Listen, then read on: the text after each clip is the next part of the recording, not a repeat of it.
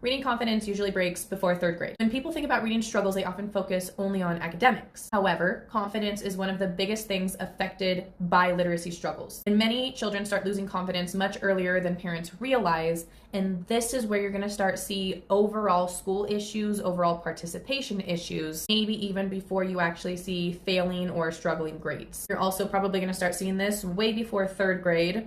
And that is your red flag. That is where you need to do something. Whether it's hiring out, you enroll with somebody like me, you find free resources on YouTube, TikTok, Facebook groups, homeschool groups, or you learn the ins and outs of literacy so you can actually help your child at home. Leaving it up to chance is not going to work out for you. The good thing is you're going to usually start seeing these well before third grade, well before you start seeing report cards and grades really mattering for your child's education in their future. In the early elementary years, kids are constantly comparing themselves to peers as well.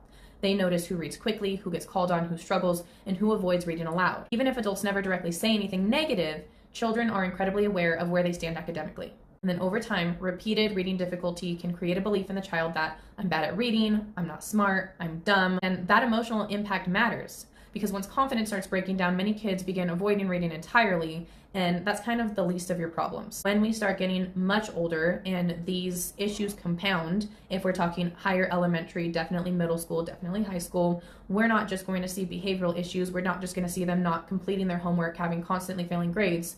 Kids are going to assimilate with other kids who are more like them. Now, not all of the time, but traditionally when they are not academically inclined, when we see failing grades, when we see a lot of struggle issues, behavioral issues, frustration, and just all around negative things happening and going on, they're going to start hanging out with other people who are not into academics, who don't want to be at school, who even hate school. And then when we're talking middle and high school behavioral issues, we're looking at ditching, we're looking at not graduating, but even more than that, it becomes a lifestyle that as a parent, you probably don't want your child to experience. I will also say I am very research-based. My degree is in criminal justice, so I did a lot of work with child development, child neurology, child behavior, and then how that relates to the criminal justice system, especially in juveniles. And we have study after study after study that shows and has shown for decades that the school to prison pipeline is absolutely a real thing. Strong reading instruction should not only build skills, it should also build confidence and independence over time. Children need opportunities to experience success while still being appropriately challenged. And many struggling readers are capable of much more than adults realize when they finally receive instruction that actually matches their learning needs